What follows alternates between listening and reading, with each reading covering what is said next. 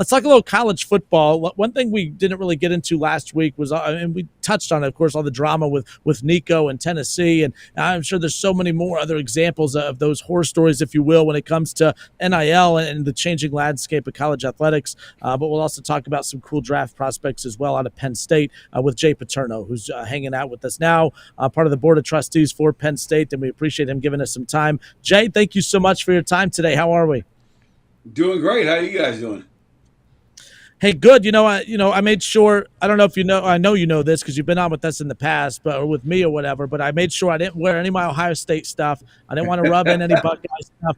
So I went green. I think that's pretty sick. Yeah. So Jacob's a big Ohio State guy as well. So it's a neutral conversation today. All friendly fire, of course.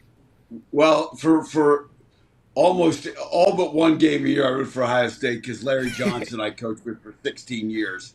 And I have a lot of respect for what they're doing out there. As much as it pains me to say that, I'll at least say that up front.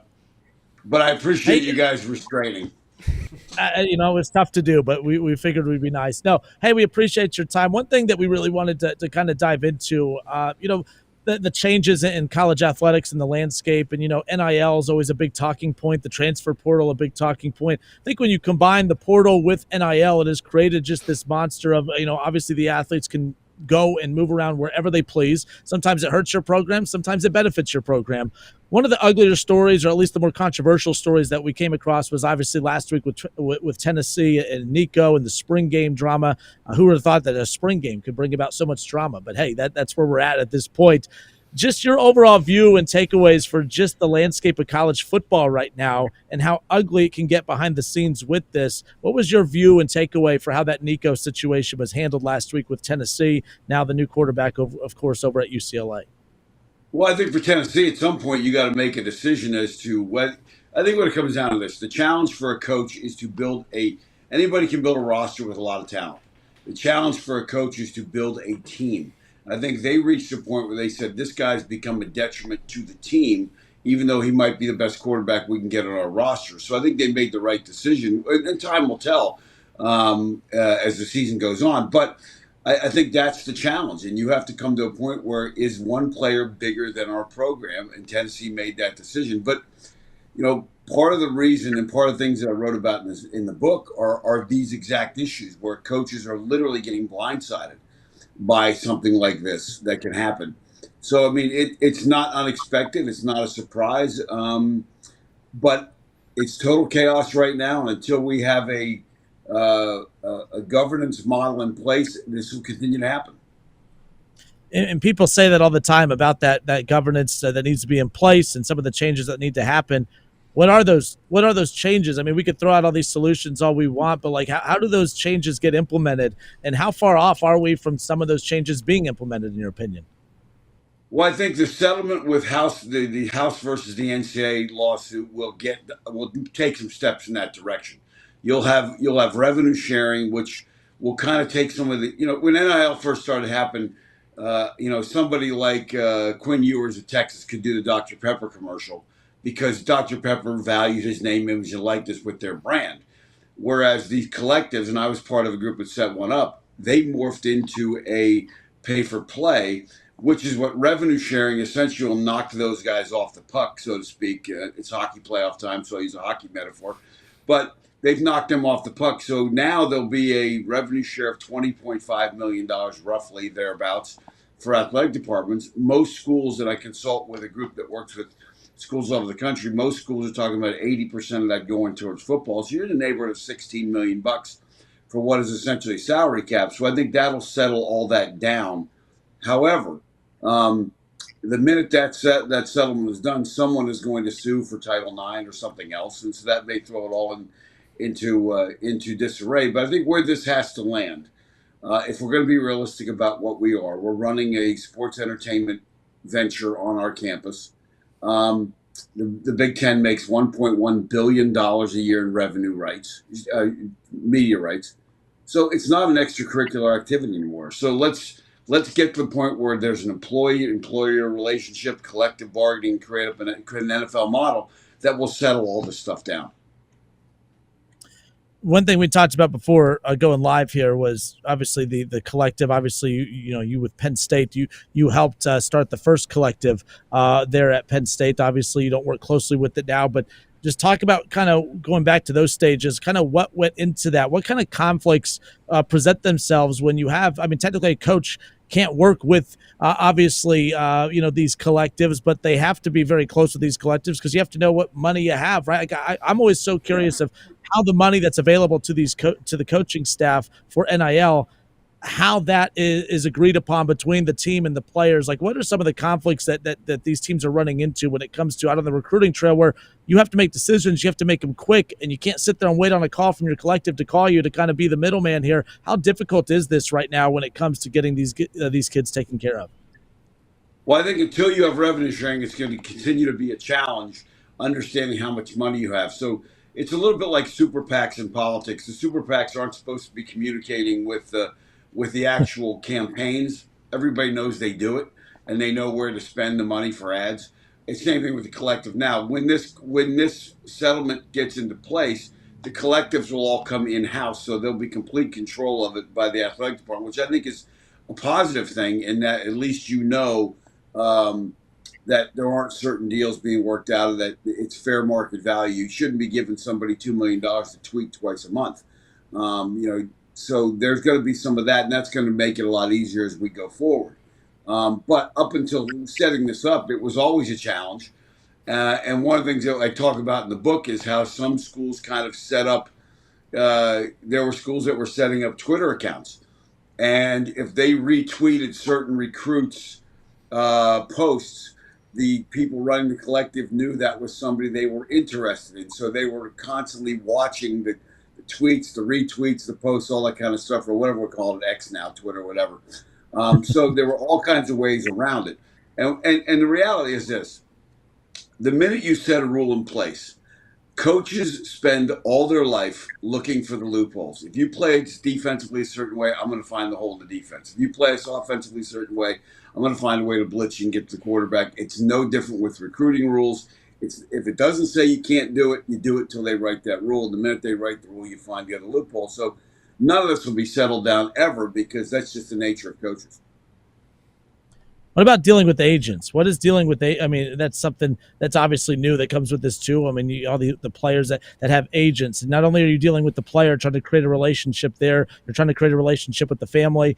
You also have the agent that's involved, and sometimes the agent acts as the ultimate middleman, where you only communicate with the agent. How difficult has that been for coaches to adjust to throughout this stretch as well? Well, I think it's been very difficult because, who exactly is calling the shots? I mean, you could have a great relationship with the guy you're recruiting, and the agent comes in and says, unless you give us X amount of dollars, we're going to do this. And again, going back to what we talked about, I talk about this in the book, the mental health aspect of it. Sometimes a player wants to go to a certain school, but mom and dad are saying, well, we need you to go to this school because you need to make X amount of dollars, and they're going to pay you more. And that puts a lot of pressure on kids that are 17, 18, 19 years old. Some of them are now becoming the major breadwinner in the household, which becomes difficult. But the agent thing isn't just football and basketball. I'm very close with the women's volleyball coach at Penn State, just won the national championship. There are agents involved in women's volleyball. There's agents involved in women's basketball. There's agents involved in men's ice hockey. I know the ice hockey coach here very well. We've had that conversation. So it has changed, absolutely changed everything. What do you think has led to I mean, obviously the SEC, it just means more, right? Like, and obviously we started to see a shift where a lot of those schools have kind of not regressed, but they had a down year. I'm not willing to go there and say that, football's, regressing in the SEC. I don't want to overreact to that by any means, but people jump on that. You see the Big Ten and the major steps that they've taken. I mean, the last two national championships, Michigan, and Ohio State out of the Big Ten. What do you think has led to some of the changes in approaches from some of these SEC schools? And what is the difference, do you think, between the Big Ten and the SEC and how they've kind of approached the changing landscape as a whole? I think what you have right now is you have a really good group of coaches in the Big Ten. Whether you're talking about Penn State or whether it's about Ohio State, or when you bring in a guy like Dan Lanning from Oregon, everybody knows how he won that game out at Oregon by putting the 12th guy on the field. I mean, I was at that game, so I mean, I saw it happen in real time. So, I mean, I think there's a really good group. I mean, Sharon Moore, I think, is probably underrated in Michigan. So I think you have coaches right now that are doing a good job of putting together rosters and putting together teams. They're creating a cohesive unit. You look at a guy who I tried to recruit out of Hubert Heights Wayne High School, Marcus Freeman up at Notre Dame, Yeah. what he's done. So I think there's been some really good coaches. That's not to disparage the coaches in the SEC. But I also think if you look at the SEC, if you want to look at who might have an advantage in that league going forward with the NIL and the money it's going to take, Texas and Texas A&M are sitting there with the wealthiest alumni base of any of those schools, and maybe any schools playing Power 4 football in the country because of the oil money. And the University of Texas has the second largest endowment of all universities in the country behind Harvard, and they're in the 40-something billion dollars. So it's going to be interesting to see how this shakes out, and it's going to be interesting to see how the rules and if it gets to Congress and some laws are passed, how it's all going to happen. But I think the Big Ten has done an incredible job the last couple of years. Speaking of those last two national champions, Ohio State and Michigan focused their NIL efforts this offseason before on retaining some of their guys that could have went to the NFL draft. Penn State following that same model this offseason with a lot of those superstar players that could have went to the draft, most notably both running backs, quarterback Drew Aller, and plenty of players on that defense. Why do you think that model has had so much more success in this NIL era than necessarily paying high schoolers $1, $2, $3 million? Well, I think the devil is the devil you know versus the devil you don't know. I shouldn't use devil, but you know what I'm getting at. The guy that's on your team that you know his work ethic, you know he's competed against Ohio State and Michigan. He's not going to be shell shocked. When we bring in a guy from high school, you don't necessarily know those things. A good friend of mine used to raise bird dogs to hunt rabbits. And he said, you know, you can get the best breeding and the best looking bird dog there or rabbit dog there is. And until you take them out in the field to shoot the gun off, you don't know if they're going to go chase the rabbit or if they're going to hide behind your leg. And when you have guys like an Allard and like a Nick Singleton and Allen at the tailback for Penn State, you know what you got. So you know they've been in it and you know how they perform. So it's easier if you can retain those guys and add some pieces. Ohio State certainly did that last year, with the exception of quarterback with Howard. They did a great job picking him out. Oregon did a great job getting Dylan Gabriel from Oklahoma. So those are pieces that luck isn't the right word, but they got the right guys. So I think that's the reason people want to keep their team together, because you know what you got. Absolutely. And how do you straddle the line between those impact transfers, like you said, Will Howard's, Dylan Gabriel's of the world, retaining the guys like the Katron Allens, the Nick Singletons, but also getting those elite high school prospects to build the roster for the future? Is that a very tough situation to try to straddle that line? I don't think there's any question. And I think when you now have a salary cap, it's going to get tougher. I think when you look at Belichick, you know, who was one of the first guys really to set up an NFL, like a GM structure, that kind of thing. Everybody else is going to follow suit in that, and they are. Because you're going to need somebody to say, you're going to need some guys that understand the value of each position. If you look at the NFL where they spend their money quarterback, they spend their money in pass rush, they spend their money on the offensive line, because they know those are the things that build a team. And I think how much money of that salary cap that you're now going to put into different positions at the college level is going to be interesting. Plus, you have fan bases that have very strong opinions as to who you should pay and how much, no matter what. And, you know, some teams have done a great job of letting certain guys go and keeping certain guys at the NFL level, and they've been successful. So I think you're going to see more and more teams go to that NFL model to try and judge how much money do I spend on, you know, quote, rookies that we're recruiting versus, you know, the guys that we want to keep. And that's going to be the challenge to building a team. It's Off the Bench, presented by UDF. We have Jay Paterno hanging out with us here. We got a couple draft questions for some of the top prospects from Penn State that we'll get to in a moment. Talk a lot of Bengals here, Jay, and there's a couple that are being kind of linked to the Bengals potentially at number 17. We'll get to that in a second. I do have a question that, like I mentioned Michigan winning the title 2 years ago. Obviously, Ohio State this past season. The one thing that those two teams had in common was just how experienced that they were, and obviously a very experienced older roster. That's something that Penn State does possess now, and will have heading in to next season. Is that kind of that blueprint right now? I know you talked about the balance of obviously looking at retaining a roster with recruiting the high school level, and then being able to develop them while also taking advantage of the portal, getting experienced players there. Is this the new blueprint? Does that put more pressure on Penn State that, hey, you're kind of viewed at as that Michigan team from 2 years ago, Ohio State last year? You're the most experienced team right now. Does that add pressure to Penn State when it comes to their championship expectations this year? Well, I can tell you the expectation level in Happy Valley right now is through the roof. I mean, it's red hot, the pressure, because your fan base looks at they look at quarterback and running back, and that's all they really care about. And that's not the right approach by any stretch of the imagination. That's, oh, we got a quarterback, we can run the ball, whatever. They don't look at the fact that you lost a guy at Tyler Warren, who, if you don't have Tyler Warren last year, and we'll talk about him when you want to talk about the draft, you lose 2 or 3 more games, and Penn State may not be a playoff team without him. He was that good a player. So, there's still some pieces that need to be filled in, and it's never as easy as you think. Now, I was on the last 2 years when Michigan came to Penn State when they won the national championship in Ohio State last year. I was with the guys from Fox, Urban Meyer, and those guys, and I've known Urban a long time. I was on the sideline watching the game with them, and it was on the visiting sideline. So I kind of kept an eye as to how those teams were running, because I'm always curious. Both years, I walked away from that saying these guys have great chemistry as a team, and these guys are really organized in the sideline of what they're doing, and they're going to be really, really tough to beat. And both of those teams ended up beating Penn State, and both those teams ended up winning the national championship. How would with the way college football has changed over the years, Nick Saban still looks like he can coach another 10 years. Obviously, he's no longer coaching. Urban out of coaching, before this major shift, of course, nonetheless. But a lot of the older generational coaches are out, and a lot of newer coaches, handling this right now.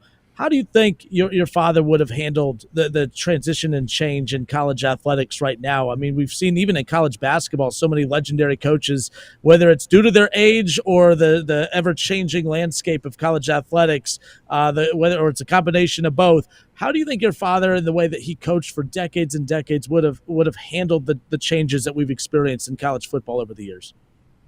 Well, I think the difference would have been 4 years ago when California passed this law.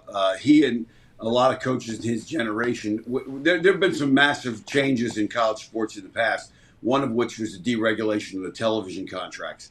And at that time in the early 80s, a bunch of them got together and said, let's put together a national package. Let's make sure we get rules that are fair to everybody. I think that's probably what would have happened 4 years ago. They would have said, look, let's be realistic about where this is going. Let's not react to court decisions. Let's try and force the action and work to try and create a place where we control where this plane lands that really respects the role of the school as well as the needs and wants of the players. So I think it would have ended up, they would have been a couple of years ahead of where we are right now. There would have been better solutions. Guys like my dad, you look at a guy like Tom Izzo, very similar, had a great year this year with a team that started out the season unranked. I think some of those guys are clever enough and smart enough, and my dad certainly was that way, to find a way to work, see how the rules are, understand how they adjust. My dad was seen as a dinosaur in terms of social media, but in coaches' meetings when I was still coaching, he was always honest about make sure we're on top of it, make sure we're doing this. He was doing as soon as they had, I don't know, I think it was Skype back then. No one even remembers what that is anymore, but he was Skyping with recruits, and people were like, your dad Skypes? I'm like, well, he doesn't exactly log on and Skype, but he knows he's got to be in front of it. And he's sitting around going, hey, you mean this is free? This doesn't cost the university? Hey, let's do more of these. So he was adaptive, like I said, with a guy like Tom Izzo. So I think they would have been okay, but I think they would have attacked this thing before it became a problem.